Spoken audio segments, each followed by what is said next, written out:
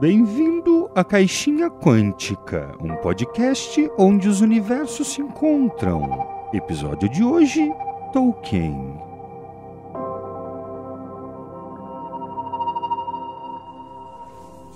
Boa noite, pequena hobbit.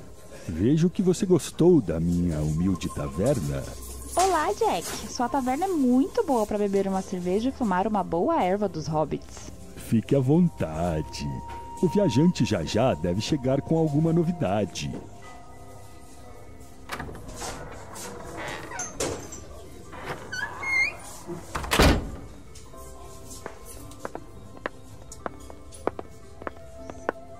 Olá, Jack. Olá.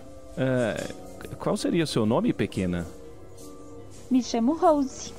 Olá, Rose. Trago novidades. Você gostaria de saber? Claro! Assisti o filme sobre a biografia do Tolkien. Você viu, Jack? Eu não, mas minha esposa sim. E falou que é muito bom. E você, Rose, assistiu? Sim, que tal a gente tomar uma cerveja forte e falar sobre o filme? Boa ideia, pequenina. Aqui estão.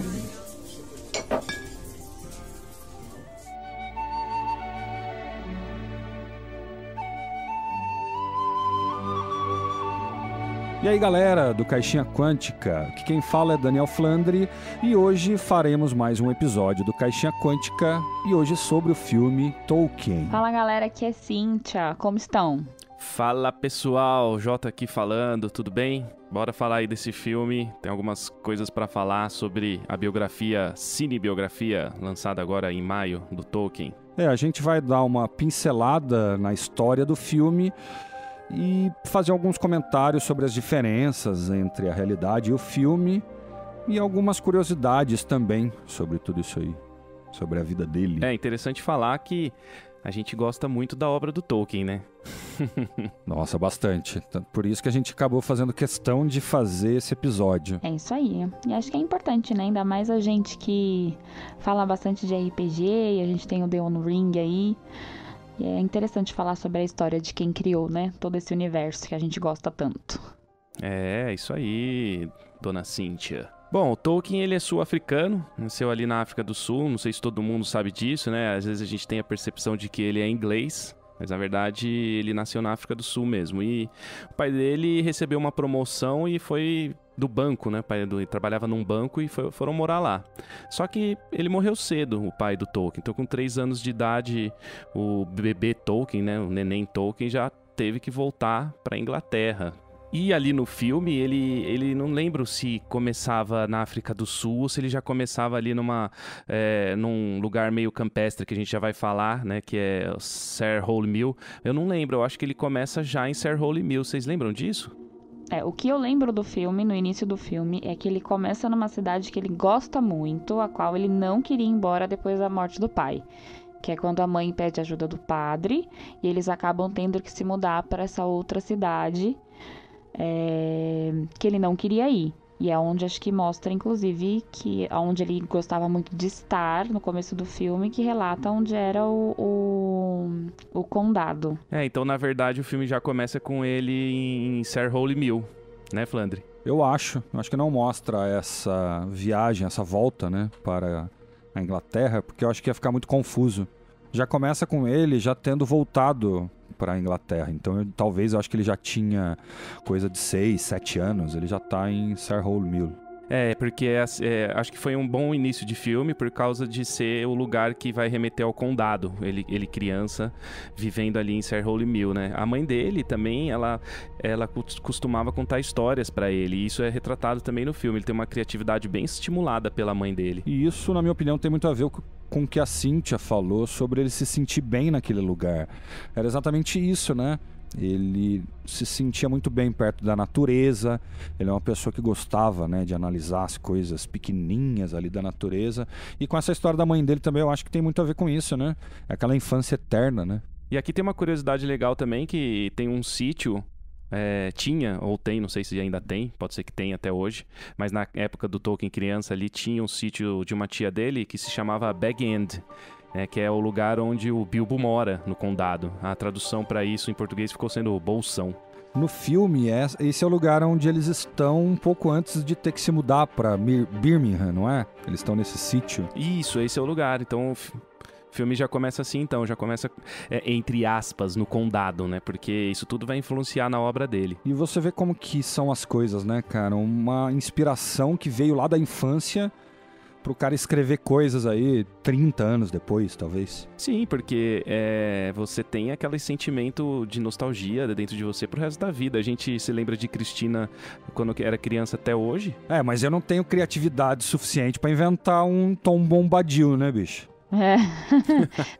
E ele trouxe muito isso da mãe também, né? A gente vê que no começo do filme ela conta muita história. E isso já remete no filme, já mostra, né, no filme que ele gostava muito dessa fantasia que a mãe contava e como ele observava, né? A mãe fazia sombras na parede e o que ele já criava na cabeça dele como história ou personagem.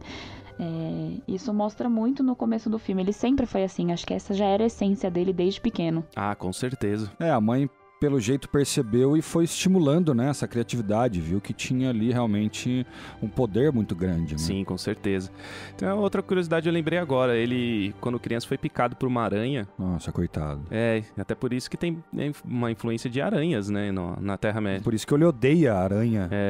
Ele não gosta de ele não gostava de aranhas, mas ele diz, o Tolkien mesmo diz não se lembrar de criança ter sido picado por essa aranha, acho que foi na África do Sul ainda. Traumatizou, imagina, na África do Sul deve ser um bicho de 1 metro de diâmetro, velho. Pra uma criança, né, mas eu acho que ele não lembra, ele conta que ele não lembra. Traumatizou. Esqueceu. Bom, e aí tem a mudança pra Birmingham, né, que vai servir de inspiração ali pelo filme ali, que o que a gente vê das imagens do filme é um lugar mais barulhento, com metal, com ferreiro, que pode remeter a Isengard, né, naquela época que o Saruman tava fazendo os Uruk-hai. Eu até achei um pouco forçado, pra falar a verdade, na maneira que aparece, né, esses barulhos de metais, os ferreiros e tal. Mas acaba lembrando um pouco, sim. Eu acho que eles poderiam ter feito, na verdade, é ter ido um pouco além. Quando se fala de Isengard, se fala, na verdade, na cabeça dele, de evolução tecnológica, né? Ele era um pouco averso a essas coisas de tecnologia. Então eu acho que podia ter mostrado um pouquinho mais nesse sentido, porque ia ficar um pouco mais claro isso. Acho que ficou meio jogado. Exatamente. Não sei se vocês sabem, ouvintes, mas o Tolkien, ele chegou a benzer em galês uma gravadora, um gravadorzinho analógico de fita. Os caras falaram, lê um pedaço aí do livro. Ele foi lá e benzeu. Em galês o negócio, cara. Ele era maluco, velho. Não, e o pior de tudo que tem histórias de que ele falava que os equipamentos tecnológicos, mesmo daquela época, né, coisa de 1960, 70, 80, ele falava que não funcionava perto dele. Os negócios simplesmente odiava ele. E foi daí que influenciou também a criação do Sindarin, né? Que era a linguagem dos altos elfos nos filmes do Tolkien. Sim, tem uma história que passava um trem perto de onde ele morava ali e tava escrito coisas em galês ali, ele se interessou nessa época mesmo.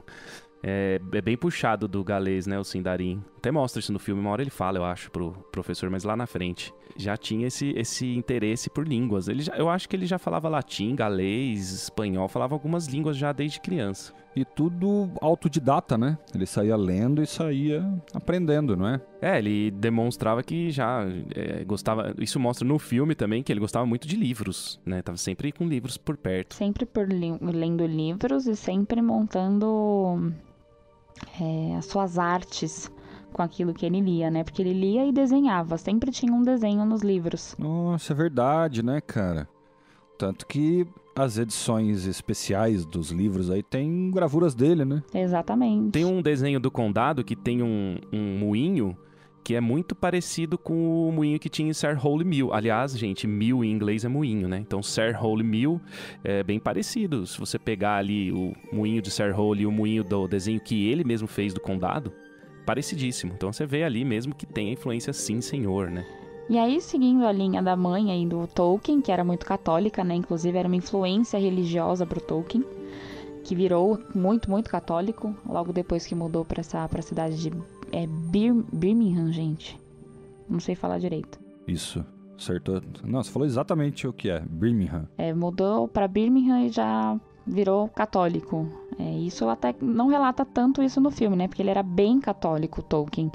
E foi meio que deixado de lado essa parte da religião dele no filme. Não sei se faz muito sentido para algumas pessoas que conhecem, que estudam sobre Tolkien, mas foi uma parte da vida dele que não foi tão relatada no filme. Eu acho assim, não mostrou tanto o grau de catolicismo que ele tinha, mas sutilmente apareceu sim, porque aparecia o Morgan, né, que é o padre, ele aparece bastante no filme, sempre conversando com ele, aconselhando ele, então tá sutil ali que ele tinha essa religiosidade toda, só que não é tão abordado, mas tá no filme, gente, também. Eu não acho assim, que ficou de fora, porque umas críticas que eu vi na internet falam, ficou de fora o catolicismo, eu acho que não ficou, não.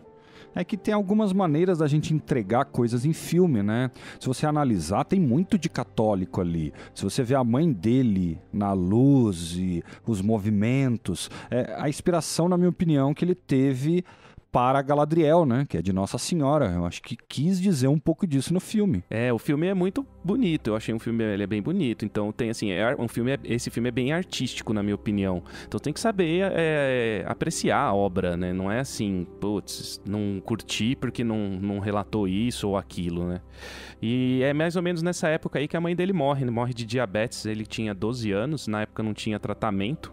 E aí ele vai ter que ser redirecionado, né? Ele vai pra uma casa de uma senhora no filme, né? Que eu não lembro o nome dela agora. Você lembra, Flandre? Nossa, bicho. Agora só pesquisando, não faço a mínima ideia. Eu vi o filme sem legenda, gente. Eu não sei o nome de ninguém. Eu também não lembro agora o nome daquela senhora. Vamos falar senhora. A senhora. E aí ele e o irmão dele vão morar, né, nessa casa, sob a tutela dessa mulher e o padre Morgan, que ficou responsável pela criação deles. E ali ele conhece a Edith, né? Ele era bem mais novo e ela era um pouquinho mais velha que ele. E foi paixão à primeira vista, né? Parece que sim, Se apaixonou na hora. Não, eu lembro de ter lido sobre isso nas cartas do Tolkien lá, uma coisa ou outra, de que realmente ele chega a confessar que ele teve aquela paixão à primeira vista. Depois, né, pra leitores e tudo isso. Sim. Até que eu acho que eu lembro disso aí também, desse negócio das cartas, né? E a interpretação dele fica um pouco claro, né, cara? Ele realmente tá muito maluco na mina, ele tá apaixonadaço. Gente, acho que foi o primeiro e o único amor de Tolkien, né? Pra vida. Se ele pegou mais mulheres, eu não sei, mas que acho que foi o único grande amor da vida dele. Não, mas vamos falar de amor, pegar não é amor, cara. Talvez ele tenha pegado outras coisas aí, mas... Outras coisas. Pegar é experiência, bicho. Não é? Você tem que ter as experiências. Não. Pegar é pegar. E ele decorava os livros que ele lia, né? Ele tinha facilidade em leitura, em escrita, assim, desde criança. E você viu que demais o jeito que mostra no filme, não sei se é muita alegoria, não sei se é muito inventado, mas os caras vão lá e tentam fazer um bullying com ele, né? E ele vai lá e simplesmente sai decorado e lendo o livro lá. Os caras, o professor costuma pedir para que eles leiam em voz alta. Na hora de chegar na voz dele, os caras tinham roubado o livro. E ele vai lá, já tinha decorado e sai falando. Nossa, foi fera demais essa parte, gente. Foi muito boa. Nossa, dá pra colocar meme, né? Turn down for what? Põe um óculinho, põe lá cigarrinho. Vai descer no óculinhos e aí ele lê o livro na sala de aula. Eu imaginei ele naquela posição de Mano Brown mesmo, sabe? Mas esse lance do bullying, eu não sei se tem ligação direta e tal, mas era uma escola meio elitista e ele era de uma família que era relativamente pobre, né, antes, e aí ele fica sob a tutela lá do padre, mas ele continua sendo pobre, né, ele não é rico. Então esse lance do bullying, ele aparece. Não sei se os Tolkien sofreu tanto bullying assim, mas no filme mostra essa partezinha aí que você acabou de citar. Cara, eu acho um comportamento bem natural. É um cara de fora, né? Um cara não de fora de país, mas de fora da escola. Acabou de chegar. We know boys, né? Conhecemos pessoas e garotos aí como são de bullying e tal. Imagino ser plausível. O interessante, na verdade, é o jeito que ele lidou com isso, cara. Ele, desde o começo, pelo menos no filme, mostra que ele sempre soube lidar muito bem com isso. E com isso acontece o quê? Ele vira amigo dos outros, né? E numa situação bem inusitada também. Porque no filme eles estão jogando futebol, né? Acho que futebol americano. E aí eles acabam se socando, ele e o... esqueci o nome dele. O Chris. Era o Chris, não? Não, era o Rob Gilson, o autor do The Away. É o Sam. Não é o Sam, é o... Não, é Steve. Steve. É, o Steve. O Steve no The Away. Então tá, e gente, é uma curiosidadezinha aí, só pra quem gosta de The Away ouve nossos podcasts, que tem um capítulo de The Away. O Steve é o ator que faz um dos grandes amigos do Tolkien, o Rob Gilson. Ele sai na porrada, né, Cintia? Exatamente. Eles meio que se socam ali no jogo, são levados pra diretoria, não sei nem se era assim que era chamado naquela época. E o pai desse rapaz, que ninguém sabia, na realidade, força com que eles tenham uma amizade, que eles tenham que fazer tudo juntos. E aí é que surge essa grande amizade, né? Porque já que ele tem que fazer tudo junto, tem uma parte, inclusive, na biblioteca que eles vão tomar um chá. E aí ele sai e vai chamar o Tolkien. O Tolkien fala, não, valeu, tô de boa aqui. E aí chega o outro rapaz, o outro amigo deles, que eu também não lembro o nome, então tá difícil hoje. É o JB, quem vai chamar lá é um dos que eu considerei, assim, vem do filme, né, que foi um dos maiores amigos dele, né, que é o J.B. Smith. E ele, o que ele chega falando, né, de amizade e tudo mais, o que eles retratam ali naquele momento é que é muito bacana, e que ele levanta e simplesmente vai, e dali surge essa grande amizade, o que eles chamam de Brotherhood, que depois acaba virando Fellowship. E aí eles criam um nome, né? Um título para essa sociedade que eles têm, que também não me lembro o nome, lembro da sigla, que é TCBS. Não, você não se lembra? Você se lembra, você falou certo, então você se lembra. Não, eu lembro da sigla, eu não lembro do nome por extenso, porque é um nome, eu não lembro do nome, mas eu lembro da sigla, que era TCBS. É que você falou, não me lembro da sigla, então você não lembra do significado. Isso que eu quis dizer. Tea Club Barovian Society. Uma viagem deles para se juntar e trocar ideias, né? Inventaram um nome até um pouco cômico, né? Se a gente for falar. Eles estão tirando sarro do chá das 5, né? Do britânico. E nesse sentido aí, Cintia, ainda bem que a gente não tá na Inglaterra, porque o que eles estão jogando é rugby. Você ia apanhar falar que eles estão jogando futebol americano. É rugby! Falei futebol americano. Vem se ver que a pessoa sabe bem de esportes, né, gente? Não por isso, mas eu tô falando pelo americano, né? Não, é verdade. Desculpa aí, viu, gente, se tiver algum gringo nos ouvindo, I'm sorry. Então, fala bem britânico que eu acho que eles desculpam. Fala assim, ó, I beg a pardon. I beg a pardon, I'm sorry. I'm sorry. Uma coisa que eu achei interessante dessa parte da Brotherhood, né, que eles montam, é o network. É a comunidade que ele acaba conseguindo criar em volta dele. E isso, se a gente for pensar bem analiticamente, toda pessoa de sucesso tem um network de qualidade em volta, sabe? Isso acho que ajudou muito a ele escrever e ter sucesso nos livros aí que ele escreveu. Fica a dica de empreendedorismo aqui, tenha um bom networking. Não, isso é essencial mesmo, cara. Por exemplo, você quer escrever livros, você tem que ficar perto de pessoas que escrevem livros. Você quer lançar canções, você tem que ficar perto de pessoas que lançam canções e etc. Outra coisa legal é que o Tolkien demonstra um espírito forte, né, assim, no filme aparece, e na vida real acredito também que ele tem, lógico, ele sofreu bastante, né, cara, um cara que passou por várias dificuldades, assim, e isso transparece em vários personagens, né, tipo esse espírito forte, assim, que mostrou no filme. Cara, eu posso citar vários, cara. Vários.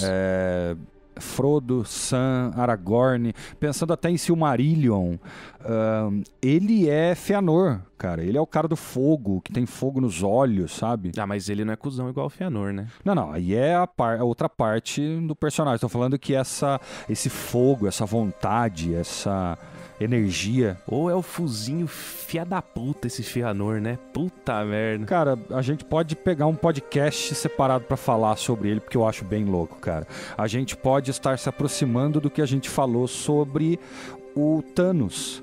E isso é Fëanor, cara. Essa discussão do que é moral, do que não é, do que é certo, do que não é. Ah, gente, ó, outra dica aí é leiam Silmarillion, quem não leu, quem já leu sabe o que eu tô falando. Cara, é obrigatório, eu acho. Que livro. Puta merda. Eu lembro que, eu já li o Silmarillion acho que umas 3 vezes, né? Tem gente que já leu 12, mas assim, quando eu descobri esse livro e comecei a ler, eu já tinha lido os 3 do Senhor dos Anéis e o Hobbit.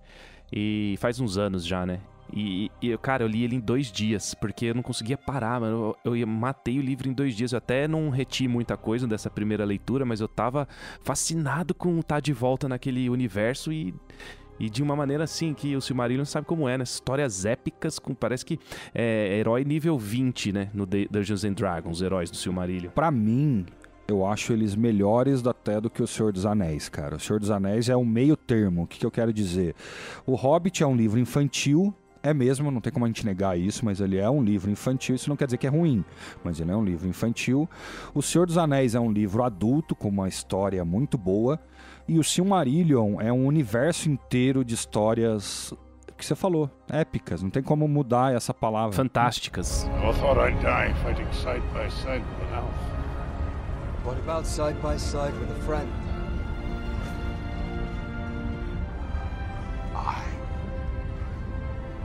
I could do that. Vamos falar então um pouquinho da Edith. Ele conheceu ela tinha 19 anos, ele 16, ela era mais velha que ele. O que você achou da esposa dele no filme, Cíntia? Ai, uma querida, né? Uma fofa. Mas o que eu achei mais legal é que a Edith sempre estimulou o Tolkien. Mesmo antes de estar junto com ele, de ser namorada, esposa e tudo mais, ela sempre estimulou. E sempre falando que não existe certo e errado ao criar histórias. Então, com isso, acho que foi estimulando mais ainda o que ele tinha de criatividade, né? A Edith pra mim, era uma pessoa incrível, como pessoa, como esposa, como mãe. No filme, ela relata uma mulher como exemplo mesmo para a sociedade. Ela é a filha do Phil Collins, a atriz Lily Collins, sabiam disso? Do cantor. Eu não sabia, mas você realmente comentou. Olha que legal. Ela canta também? Ela interpreta e dança, né? Ela interpreta e dança. É isso, a gente viu no filme. Ela é a Lúthien Tinuviel. Yep. Eu acho que ela deve cantar, sim. Ela deve ter feito algum filme que ela canta. Ela fez um filme da Branca de Neve. Ela não canta nesse filme? Não sei não lembro. Não lembro. Pelo menos pra chamar os passarinhos lá, né? As reninhas. Então, agora eu não lembro, mas eu sei que ela fez um filme da história da Branca de Neve. Que eu lembro dela no filme. Olha, e tem uma cena que eles estão almoçando, eles estão num restaurante, que eu achei muito legal. Ela fala um nome, né? Ela fala uma palavra, agora eu não lembro. Cellar, sei lá, Cala Cellars, alguma coisa assim. Celadon. Celador. É Celador. Celadon. E ela fala que, assim, ela começa a inventar uma história do jeito que as pessoas... Foi o que eu reparei, tá? Que é o jeito que as pessoas comuns inventam. É o nome de uma princesa que vive num castelo e blá, blá, blá. Aquilo que a gente conta pras crianças. E o Tolkien vira, né, na hora, ou ali no filme mesmo, e fala... Não é um castelo, é um lugar. E esse lugar, ele tem uma água, que se você beber dessa água... Então, o cara começa a montar um universo ali... Com uma palavra, ele já monta um universo ali naquele almoço. Ou seja, demonstrando o poder de criatividade que o cara tinha. Gostei muito dessa cena. E é uma coisa que vai ficando claro no filme... Que as inspirações vêm das coisas mais simples da vida, né? Das coisas que ele passou e foi experienciando, foi deixando pinceladinhas, né? Não existe certo e errado, né, ao criar a história, né, que a Edith falava pra ele, né, mandou muito, assim. Eu ainda acho que, eu não sei dizer se a Edith real era assim, tão influenciadora e apoiadora? Eu acredito que sim. Com certeza foi. Eu acredito que sim. Só isso pra justificar um casamento que durou pra sempre, cara. Não tem como ela não gostar do trabalho dele. Ao contrário, ela que deve ter incentivado, e no filme mostra um pouco disso, né? O tanto que ela incentivou ele não só a criar as histórias, mas a seguir o que ele tem de sonho, né? O que ele realmente gosta de fazer. E sim, essa característica de incentivador também o C.S. Lewis, que foi amigo dele lá na época dos Inklings, né? A sociedade dele lá também incentivava muito ele. Então, talvez, como não mostrou o C.S. Lewis no filme, podem ter acrescentado essa faceta na Edith, mas eu acredito também que ela tinha, assim, esse lance, sim. Que talvez o incentivo um pouco diferente um do outro, né? Uma coisa é um escritor, teu amigo, te incentivando a escrever. Outra coisa é a mulher que te ama te incentivando a fazer o que você quiser, que te faça feliz.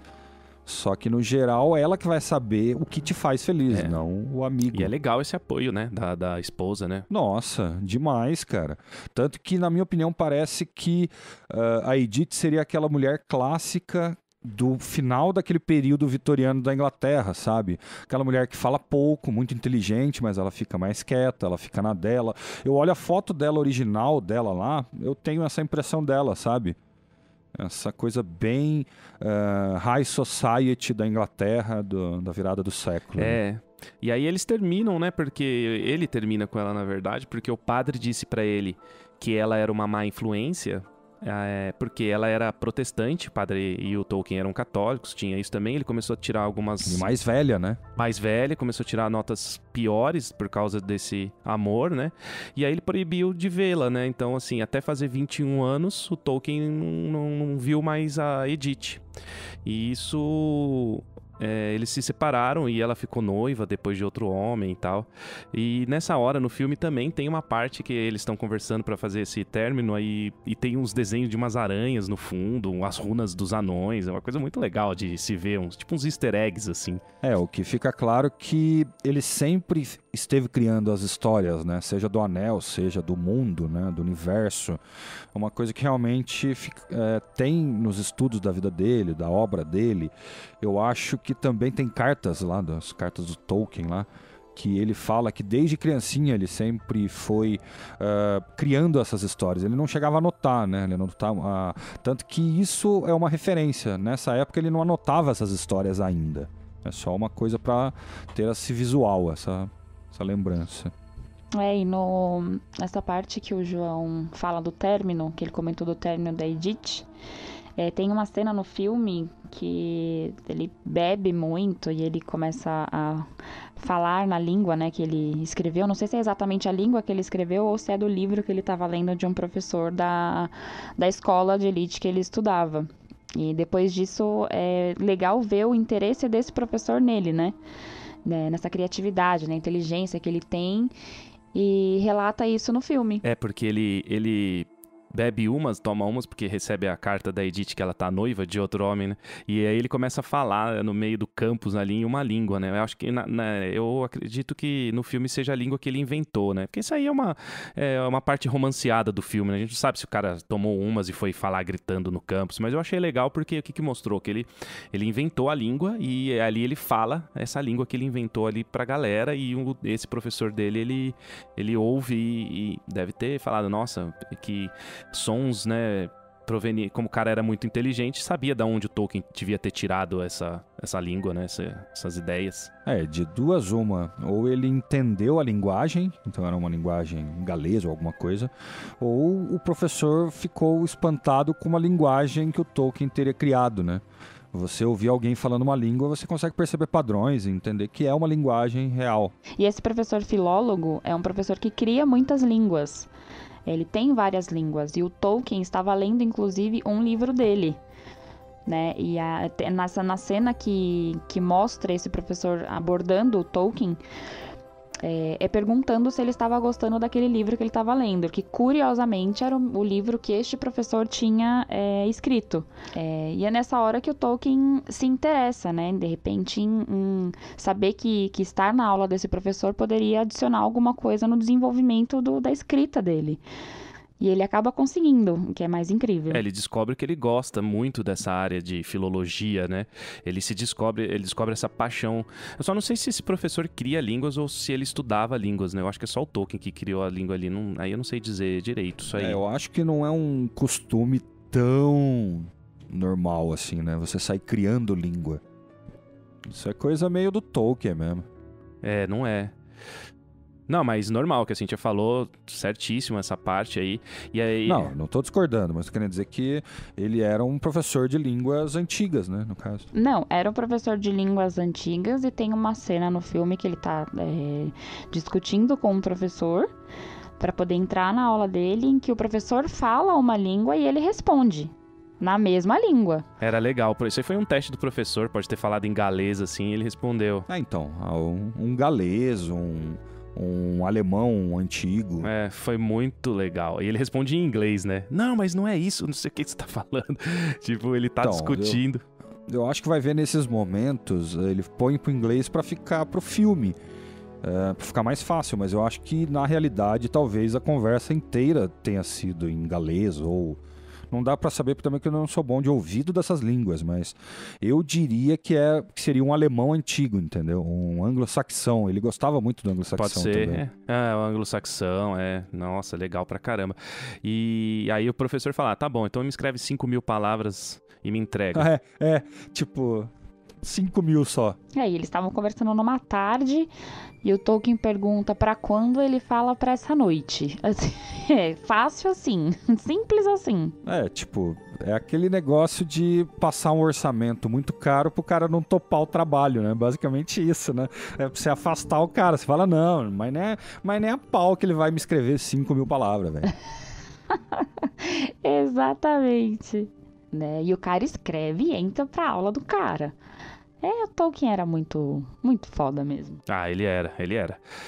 O cara era foda. E aí, nessa hora aí, que estoura no filme a Primeira Guerra Mundial, né? Eles estão conversando com o professor e estoura a guerra. E naquela época era comum que os jovens, apesar de não ser obrigatório igual no Brasil, era comum que os jovens se alistassem para defender a Inglaterra.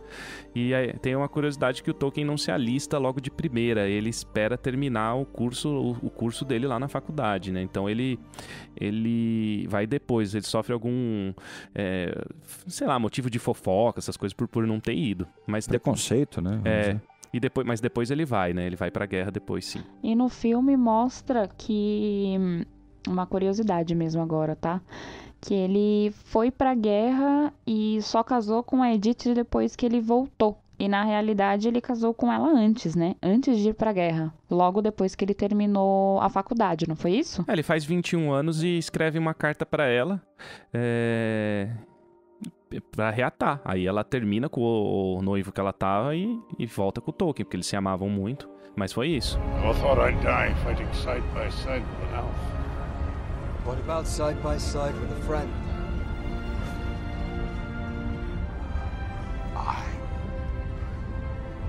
I could do that. E aí na guerra a gente chega aonde, gente? Aonde que é a guerra? Que lugar da Terra-média é a Primeira Guerra Mundial? Lugar na Terra foi na Europa. Na Terra-média foi Mordor. Era Mordor. E o filme retratou isso mesmo, né? Era um Mordor, mas em uma alucinação do Tolkien, durante o serviço na Primeira Guerra Mundial. Quando ele acorda, inclusive a Edith tá do lado dele, e ela começa a conversar, ele começa a falar umas coisas. Puta, eu não lembro o que ele falou nessa hora. O que ela falou pra ele. Ele pergunta onde estão os amigos dele, porque... Ele teve uma alucinação ali, que como é mostrado no filme, né? Até que aparece os lança-chama dos soldados. Quando ele olha, ele vê um dragão, o Smaug, né? Soltando fogo ali, tipo um dragão vermelho. Eu acho que tem uma pequena referência também a Olifantes. Parece que tem hora que ele acha que bichos são muito grandes, uma hora também. Eu percebi isso rapidinho. Tem aos Nazgûl, aparece bastante o Sauron. Cara. Ele dopadaço lá de morfina, provavelmente, né? Tanto que eu achei que aquele amigo ali fosse a alucinação dele também. Só tá os dois ali, cara. Eu falei, nossa, ele tá viajando. É que, na real, ele pegou uma doença que chamava febre das trincheiras, que é causada por parasitas que tinha ali nas trincheiras.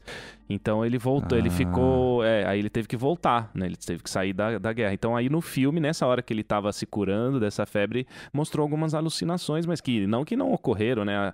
Ele teve naquela batalha... Esqueci o nome da batalha, que teve mais de 500 mil mortos lá, que... Foi uma das batalhas mais sangrentas lá da Primeira Guerra. E o legal é que o amigo que ele fica pedindo as coisas chama Sam. Eu não tinha reparado, né? Quem me falou foi a Cynthia. O Sam, cara, é o Sam que ajuda ele. Porra. Não saía do lado do cara. Mas a alucinação, nessa hora que eu falei que a Edith abraça ele, é que ele pergunta onde tá o amigo dele. Aí ela fala que viu ele. Ele fala, né, na realidade, que viu o amigo dele. Como, sei lá, se... ele tivesse vivo ainda, e é quando ela fala pra ele que ele já morreu há algumas semanas, e quando ele acordou, que ele já tava dormindo há alguns dias, pra ele é como se ele tivesse visto o cara há segundos atrás. É esse que ele tá piradaço, que eu achei que nem existia, né? Olha pra você ver, eu nem lembrei do nome, cara, demais isso, porque foi exatamente o que o Sam fez pro Frodo, né? Exatamente, não tira nem põe nada. O que eu achei legal do filme, ficou muito claro que os acontecimentos na vida do Tolkien acabaram criando essa pessoa, esse Tolkien. E esse Tolkien escreveu essa história, esse mundo todo amplo, divertido, profundo, né? Que é uma coisa única, né, velho, o que ele fez. Então, o que eu quero dizer? Cara, seja você mesmo e você mesmo vai criar uma coisa única que só você mesmo pode criar, bicho. O mundo hoje é assim. Ele é tão segregado que não importa como você seja, você vai agradar uma parcela de pessoas. Então, be yourself. E aí o filme vai para se desenrola e vai mais pro fim, né? Que ele tem um final. O final do filme é o começo da escrita do Hobbit. Ele tá lá parado, mostra ele fazendo aquela famosa frase, né? A primeira frase do Hobbit.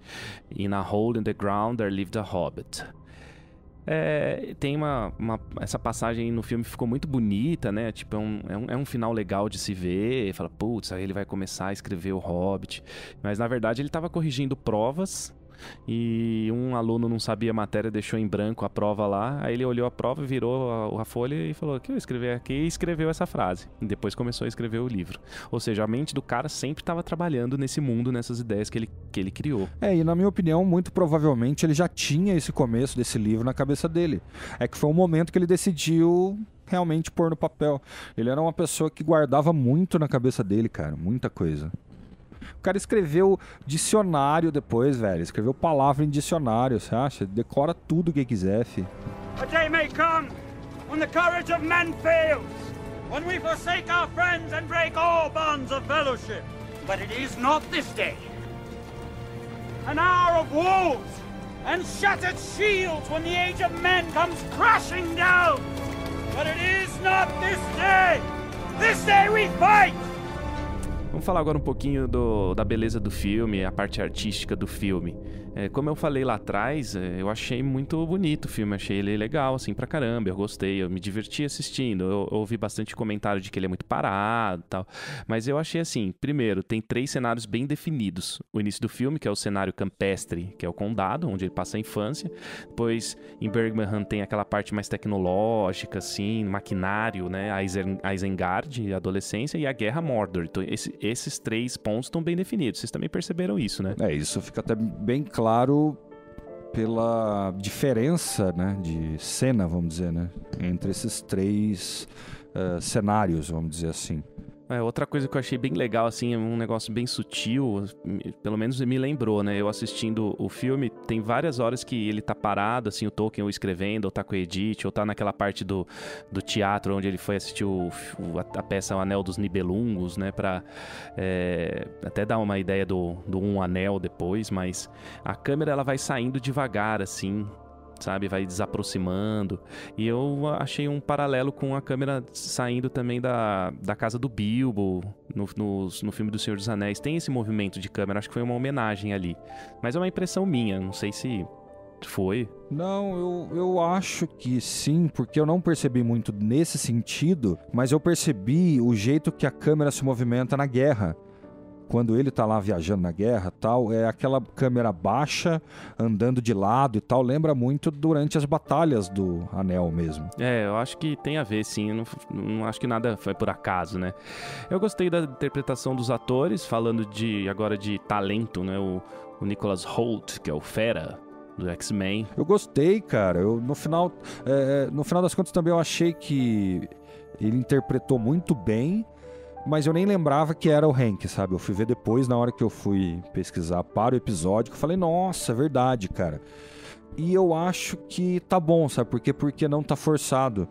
Tá muito natural, cara. Ele não chega a ter explosões nem para um lado nem para o outro, sabe, de emoções. Ele não chega a chorar e dar aquela overreacting, e nem na hora que ele tá bravo ou tal. Ele sempre mantém uma coesão ali no meio, sabe? Exatamente. Eu vou dar os meus créditos em excelente interpretação do ator menininho que interpreta o Tolkien ainda criança.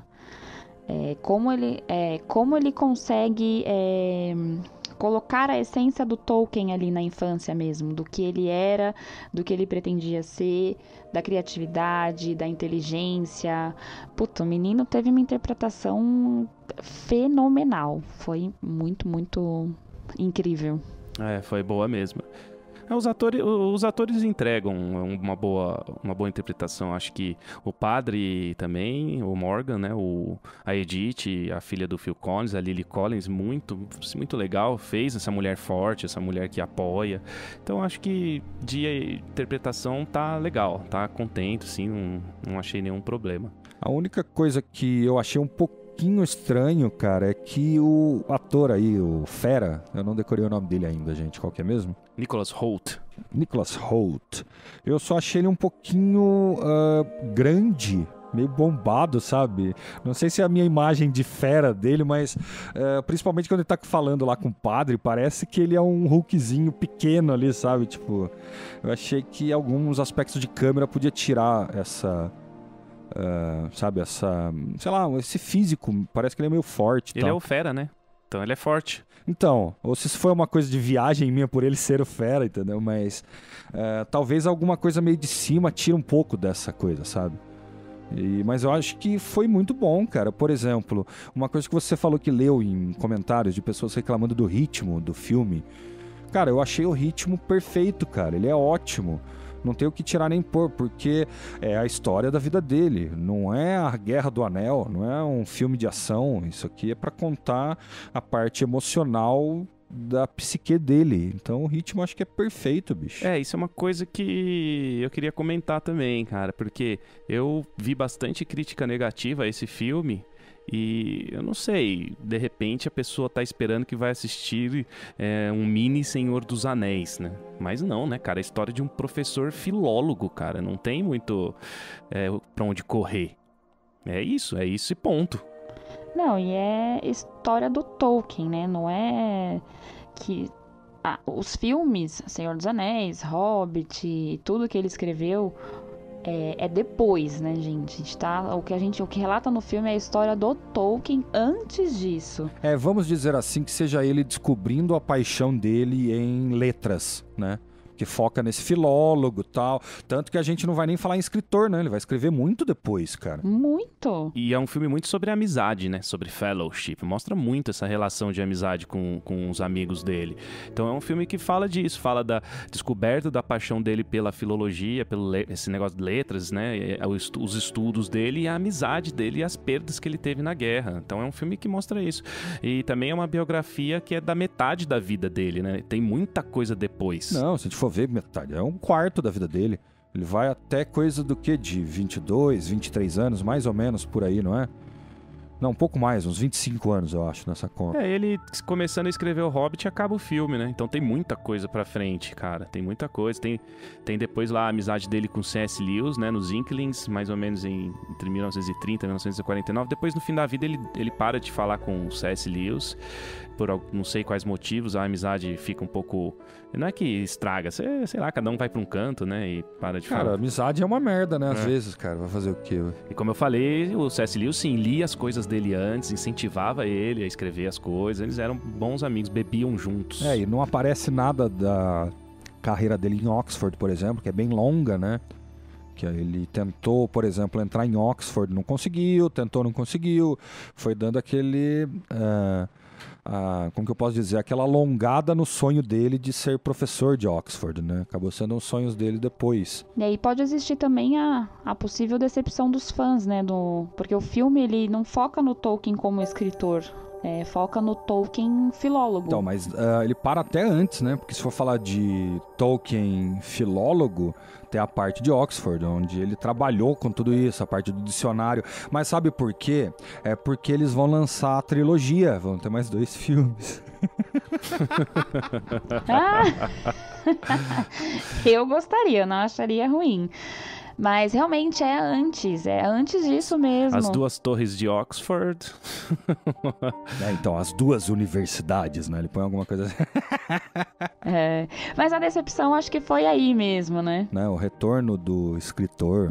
O retorno do escritor. O retorno do escritor. Daria pra fazer. Eu acho que daria pra fazer um segundo filme. Cara, daria pra fazer a trilogia. Parece piada, mas cronologicamente funcionaria, entendeu? Não, mas é realidade. Daria pra mostrar a vida dele mais como escritor, daria pra mostrar a amizade dele com C.S. Lewis, como o João Paulo falou. Tem uma série de coisas. Daria pra mostrar ele escrevendo de fato os filmes que as histórias, né, que a gente ama, que seria ele iniciando aí, o último filme foi iniciando o Hobbit. No segundo, ele já escrevendo Senhor dos Anéis, Silmarillion não, porque ele escreveu, mas não publicou, mas quem publicou foi o filho, não foi? O Christopher Tolkien? Foi. Foi bem depois. E na verdade o Silmarillion seria interessante porque ele escreveu durante a vida inteira, né? Exatamente. Daria pra fazer um filme só dele escrevendo o Silmarillion, gente. Sim. E, na minha opinião, fazendo assim, ele escrevendo e tendo o dia a dia dele, por exemplo, né? Você divide em 2 timelines e vai... 2 timelines não, mas 2 coisas a mostrar, né? O dia a dia dele e tal. Porque deve ter sido um dia a dia, na minha opinião, de alguma maneira interessante se for analisar a visão de vida dele, sabe?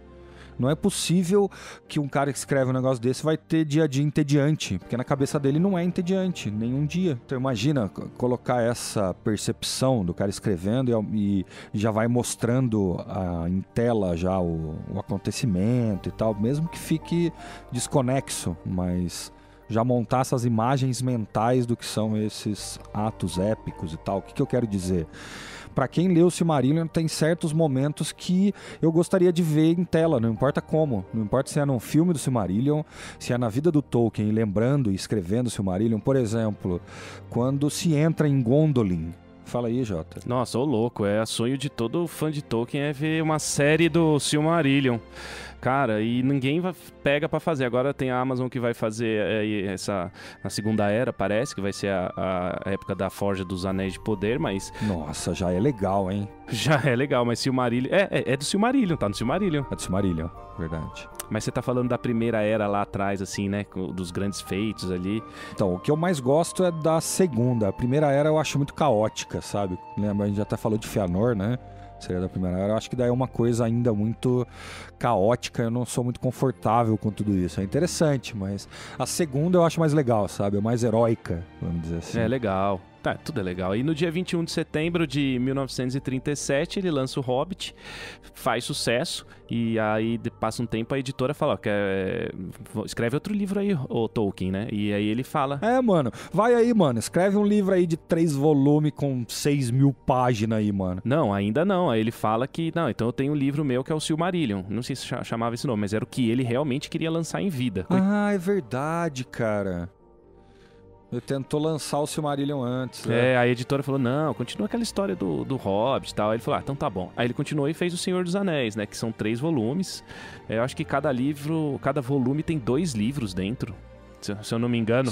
São 6 livros total. São 6 livros, né? Então, de 1937 a 1949, ele passa escrevendo Lord of the Rings. E existe um estouro depois, né? Nas universidades, em 1960. Ele passa uns anos, assim, nos Estados Unidos, tem as cópias piratas, xerox, assim, do Senhor dos Anéis, vira um negócio pop cultural, assim, faz um puta de um sucesso. Tolkien fica super famoso, a galera liga na casa dele, esquecendo o fuso horário, tipo de madrugada, e sou seu fã, tanto que ele se muda pra uma cidadezinha pequena com a Edith até o fim da vida por causa disso. Até por isso, talvez, a separação com o C.S. Lewis, né, que ele teve que se mudar, ele ficou muito famoso. E uma curiosidade é que O Senhor dos Anéis é leitura obrigatória do vestibular, né, o SAT americano. Aqui no Brasil, você se contenta com Capitu. Cara, não fala mal de Capitu, mano. Para, não é assim também, cara. Você não gosta do meu AF sobre viagem no tempo, cara, não é legal isso você falar da Capitu, não, velho. Não, tudo bem, opinião. Eu não gosto desses livros mesmo, mas é questão de gosto. Ô, João, você só não gosta porque você teve que ler, velho. Se você fosse ler sem obrigação, você ia gostar, cara. Ah, talvez, é porque eu fui obrigado a ler e tal, mas eu preferia não ter sabido ser obrigado a ler sobre a traição da Capitu e ter lido a disputa entre Legolas e Gimli, de quem mata mais orcs. Dá pra entender, cara. Mas eu posso te falar uma coisa, você já leu Capitães de Areia? Já, é um dos únicos que eu acho bom. Tem certos momentos do Capitão de Areia, cara, que parece tradução do Senhor dos Anéis, cara. O jeito que ele entra na igreja e começa a analisar a cruz e do jeito que ela é feita, e ele vai te engolindo naquele buraco negro de história, sabe? Que você vai entrando em camadas e camadas e camadas. Daí porque você tá travado no negócio, igual você falou que leu o Silmarillion em 2 dias, né? 2, 3 dias que você falou. Mas assim, tá. O Capitães da Areia passa, mas o Curtiço, essas coisas, não dá. Não, cara, isso é percepção. O Curtiço é um livro difícil de ler. Mas acho que qualquer literatura brasileira tem esse ponto negativo. É uma leitura cansativa. Sim, é porque ainda é muito ainda de analisar os problemas de sociedade ainda, né? A Europa já tinha feito isso há muito tempo já. Já tinha feito isso na Idade Média, a gente estava ainda fazendo isso. Por isso que são muitos de problemas e literatura pesada. Você pega aquela do Sertão Veredas lá, não é? Aquele negócio é muito louco, bicho. Aquele negócio do cachorrinho, e o cachorrinho morre, a baleia e tal. É um negócio que você fala, caramba, mano, olha que profundidade essa história tem. Mais que o do Silmarillion e o mundo do Tolkien não tem. Ah, mas isso é uma comparação um pouco complicada, né, cara? A gente tem que analisar isso culturalmente, né? Por exemplo, se for analisar a cultura europeia e as referências que ele teve e as nossas, né? A gente vai falar de Mula Sem Cabeça, vai falar de Saci Pererê, sabe? Cara, que eu acho animal, velho. Eu acho tão bom quanto, cara. Tão bom quanto o elfo. Na minha opinião, o Saci Pererê, o Curupira, nossa, eles dão um pau no elfo, velho. No Fëanor, não. No Fëanor não. No Fëanor, não. Nos elfos da Terceira Era, tô falando. no Legolas. Eu acho que se juntar Curupira e Saci Pererê dá um pau no Legolas. Essa é a polêmica. Dá um pau no Legolas. O Glorfindel acaba com todos ali. Não, Glorfindel. É que daí você tá falando Primeira, Segunda Era, é complicado mesmo. Os caras realmente tinham ainda poderes e magias, né? Na Terceira Era isso sumiu um pouquinho, né? Ainda é bem menor. Vocês sabiam que as coisas que não são explicadas, o Tolkien falava, não, eu não explico, não é porque eu não quero, é porque eu não sei. Eu não consegui descobrir. Exatamente. Ele não criou ainda. Não criou. Não criou, ele não descobriu. Porque ele falava que não era ele que tinha escrito O Senhor dos Anéis, toda essa história toda aí. Ele falava que ele achou o livro do Bilbo, o livro vermelho, e ele traduziu. Isso é que é legal, né? Muito legal. Mantém uma coesão criativa, né? Durante a vida inteira. Tem que ser verossímil, né? Tem que parecer verdade. Exato, e parece, né? Realmente é muito verossímil. Parece, né? Porque daí ele coloca na cabeça dele qualquer mentira colocada na cabeça de qualquer um passa a ser verdade, né? Bom, chegando ao final aqui deste podcast sobre Tolkien, claro, tem muita coisa pra falar, a vida do cara é extensa, mas acho que a gente deu uma boa pincelada, né? Eu queria fazer um paralelo com o filme A Chegada, que é um filme de alienígena e fala sobre linguagem, né? Eles mostram como que é a escrita deles, que a mulher fica estudando, né? Que é um negócio meio redondo, assim. À medida que ela vai descobrindo como funciona essa linguagem, ela acessa partes do cérebro, ela consegue ver a vida dela não como uma forma linear, ela vê a vida dela como um todo. Então, Então ela acessa memórias do futuro de algo que ainda não aconteceu. Por quê? Porque ela aprendeu uma outra língua, essa língua dos alienígenas. Então é uma coisa assim muito legal, porque como a língua influencia, né, na sua parte cognitiva, como você pensa e raciocina. E na verdade tem a inversão também, Jota. Se a gente for pensar evolutivamente o que é um ser humano e o tempo que ele demorou para evoluir, a língua acaba tendo essa representatividade evolutiva, tanto cultural, quanto racial, quanto aonde você cresceu. Então, é ida e volta, entendeu? A linguagem influencia a sociedade influencia a linguagem, essa coisa dá ciclos. Sim, com certeza. Muito legal. Aí algumas considerações finais, pra mim, um filme legal, ótimo. Gostei pra caramba, adoro Tolkien, viciado nesse universo. Vou ver se eu continuo a minha leitura aqui do A Queda de Gondolin, editado por Christopher Tolkien. Cara, gostei do filme e agora espero os outros 2, realmente, pra fechar essa trilogia. É isso aí, galera. Aquele abraço, valeu! Muito obrigada! Falou, gente!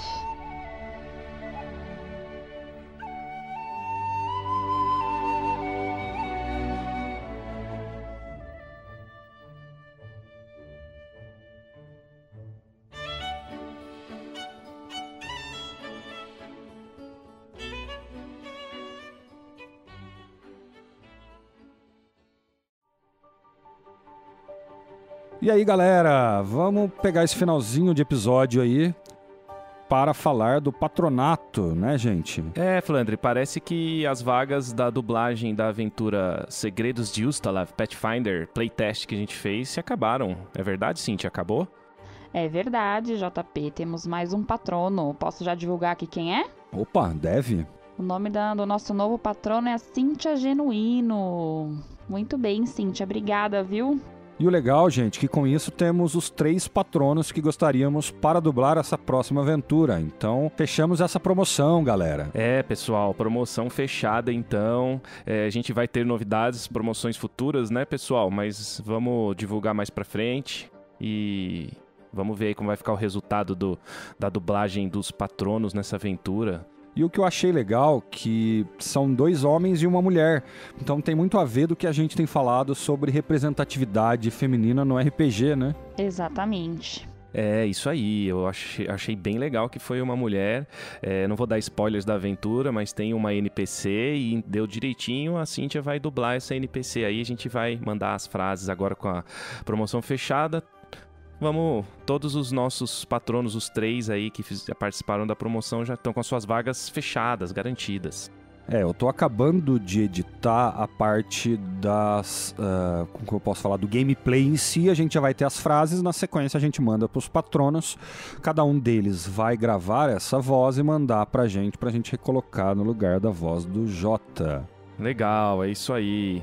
E o Mr. Postman, Flandre? Mr. Postman trouxe alguma carta pra gente? Cara, essa letra é muito triste, cara. Eu não gosto dela, não, cara. O Mr. Postman traz umas coisas mais felizes pra gente e ele trouxe alguns comentários, né? Bota aí, editor, Mr. Postman pra gente. Ô, Cíntia, lê pra gente o comentário do... Quem que é aqui? Segue aí. Claro. Alex Shindo, ele colocou assim: Oi, tudo bem? Estou ouvindo o último cast e vocês nem mencionaram um dos melhores filmes de time travel ever, que por sinal é brasileiro, O Homem do Futuro. Não é piada não. É com o Wagner Moura, Aline Moraes, e eu tinha a impressão que a Andréa Beltrão também estava no filme, mas não aparece nos créditos. Um abraço, continuem com a qualidade. Muito obrigada, Alex. Gente, eu não vou opinar, eu não vi esse filme. Então eu não sei se ele é realmente o melhor filme de time travel ever. Será que tem uma história legal, Flandre? Eu vi, mas eu acho melhor não expor a minha opinião por completo, porque senão a Alex vai querer me bater. Mas eu não gostei do filme não, cara. Eu achei ele bem fraco, eu achei ele bem estranho. Tem uma coisa que eu gosto de filmes, e é meio que até um vício, pra te falar a verdade. eu vejo muito filme sem som, e pra mim isso tem que fazer sentido de alguma maneira, sabe? A parte visual e tudo. E ele foi um dos que eu acabei vendo dessa maneira, eu achei muito estranho. Eu conheço o filme, já ouvi falar do Homem do Futuro, mas também não assisti, também não posso opinar. Então, mas fica aí a opinião do Alex, né, cara? Ele gostou do filme e a gente respeita aí. Não sei se ele tá zoando ou não, mas ele fala, não é piada, então ele provavelmente achou, sim, o filme bom. Não é piada. E fica aí a dica pra quem quiser assistir, de repente, que curte filmes brasileiros, pode ser uma boa pro final de semana, com uma pipoca. É isso. Não é não? Filminho. Fica como dica. Tem mais um comentário aí, Cíntia? Pode ler pra gente. Sim, temos mais um, o Paulo, e ele diz assim: opa, tudo bem? Hoje eu ouvi o podcast Dragão Falante, gostei muito, principalmente das histórias que vocês compartilham de quando jogam, muito legal, parabéns. Valeu, Paulo. Valeu, obrigado. Isso aí é uma coisa legal do Dragão Falante, porque, pra quem não sabe ainda, a gente tem um programa que a gente faz uma transmissão ao vivo via Twitch, que é um bate-papo nosso aqui, e a gente conta causos, histórias, dicas de RPG, né? O assunto principal do programa é RPG. Exato. Então entrem lá, twitch.tv/caixinha quântica. Aí quando tiver o próximo a gente vai avisar aí nas nossas redes sociais, fiquem ligados, Instagram, Facebook. É isso aí, maravilha. A ideia é ter pelo menos um por mês. Por enquanto a gente vai manter essa, porque é o que a gente consegue. E tá sendo de sábado às 19 horas, pessoal. Então quando tiver, eu não sei o dia, mas o horário é esse, sábado, 19 horas. Você fica ligado aí nas redes sociais, que beleza. Então é isso, pessoal. Obrigada, Alex, Paulo, pelos comentários. Continue interagindo aí com a gente pelas redes sociais, pelo e-mail, sempre mandando coisa bacana aí pra gente e também dando dicas de próximos conteúdos que vocês querem ouvir. Valeu, pessoal. É isso aí. Grande abraço e a gente se vê semana que vem. Valeu, gente. Espero que tenham gostado. Até a semana que vem. Abraço. Wait a minute, oh yeah.